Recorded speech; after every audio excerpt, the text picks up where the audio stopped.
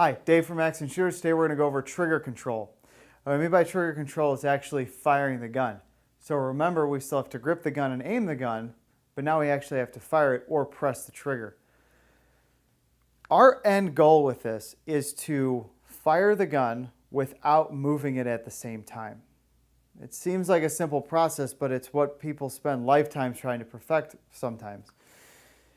One of the main reasons for this is that our fingers, or the finger that's going to fire the gun, is not necessarily intended to move independently. And a lot of what we focus on is just moving our finger, firing the gun independently of the rest of our fingers without moving the sights at the same time.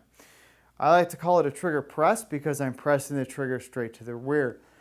Some people call it a trigger squeeze. That's fine, that works for them. I don't like the trigger squeeze statement because then I feel like I'm squeezing the whole gun, and if I'm squeezing the whole gun, I'm moving my hand while I'm firing it. So I like the trigger press. One way very easily I can demonstrate this and give you a pointer is that I'm going to look at my hand as if the gun is within it.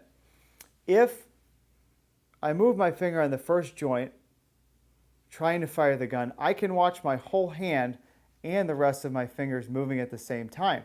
So if I'm a right-handed shooter, that means I'm going to go low left. And if I'm a left-handed shooter, that means I'm going to go low right. What I like to tell people is try and imagine you're taking a picture with an actual camera, right? And I want to try and isolate that first joint right here. What you can immediately notice is by isolating on the first joint, my hand is no longer moving. And if my hand's not moving, the firearm's not going to be moving while I press the trigger straight to the rear. The firearm doesn't move and I have a good trigger press, the gun's going to shoot straight. Same thing if I'm a lefty. Just isolating that first joint, my hand doesn't move, the gun won't move with it. And I'm going to have a good shot also. One thing that you can do to really help you out with this at home, not all of us can afford to spend all day at the range or go to the range every day, is you can do what's called dry practice. Dry practice is the act of performing one of the things you're doing with a pistol, whether it's loading or unloading, and it can be done with a rifle or a shotgun too, firing the gun, aiming, malfunctions, anything we want to do without firing a live round. A couple ways to do this. One, you can buy a laser pistol of some kind. This is a SIRT gun by Next Level Training. It's very good. It holds up great. Or you can just use the pistol you already got. Now, some people like to use snap caps at the same time. I recommend that so that you can make sure you have a snap cap or a dummy round loaded into the chamber and you can be absolutely sure there's no live ammunition. Some people don't have those, and I would just say second check that the gun is actually unloaded. One thing that you can do is get your entire grip aiming process, and by dry practice you can pick something on the wall. Sometimes you can tag a target to your wall, maybe something on the TV. You can pick a target, focus on it, and practice firing the gun and pressing the trigger without moving the gun at the same time. The easiest way to see this is that if you dry practice and fire your pistol, whether it's a laser gun or a dummy round, you'll be able to watch the front sight move if you've moved the gun while you press the trigger. If the front sight stays still within the rear sight at the same time while you're performing dry practice, you've made a good shot. And that's just two ways that you can do it. Again, you can try the laser guns, but they are a bit expensive to get ones that work, or just use the equipment you already have and don't buy anything else you may not need, except snap caps, which I recommend again, just to make sure that your gun is unloaded.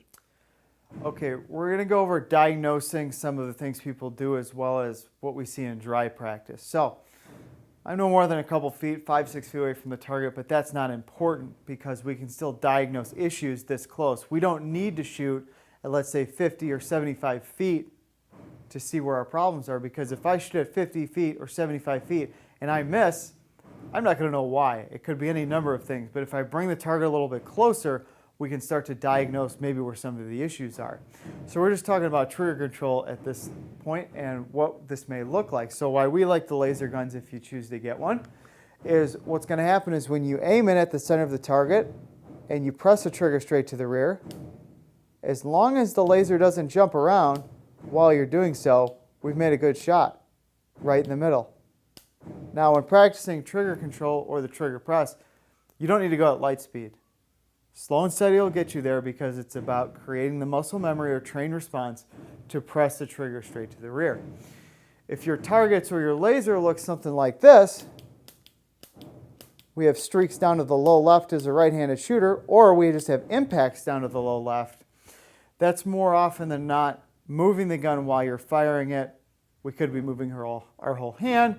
We could be trying to activate on the wrong knuckle, and that's what we're going to see. As well as the left-handed shooter, if we see low right, either streaks with the laser gun or hits on actual paper or the target, again, that's more often than not a trigger control thing, and we need to try and bring it back to just isolating that first knuckle right there. Some of the other things we see in the range a lot is what's called anticipation. This can happen at any stage in your shooting career. We see it more often than not with newer shooters, but everybody does it at some point, and that's anticipating the gun going off or anticipating recoil. What that's going to look like on our target is, remember, we want to be shooting straight in the middle, but all of a sudden our shots start to drop low. We can watch it with the laser very easily, and we watch what's happening with the gun. What's happening is that we're anticipating the gun recoiling or moving and firing, and we're trying to beat the recoil before it happens. And so we generally see very straight shots, as in left and right, but they're going to be low. And a lot of that has to do with anticipation and the shot just going low. And you can watch the gun dip down as that's happening. One of the easiest ways to get over that is, again, just dry practice. Getting used to firing the gun, cycling the gun, and being comfortable around the gun so that when it does recoil, or the slide comes to the rear, or the muzzle rises, that you're used to it and it's not going to be an issue. But remember, it happens to almost everybody, and it's natural and it's normal, and it's something that you'll get over in time with experience.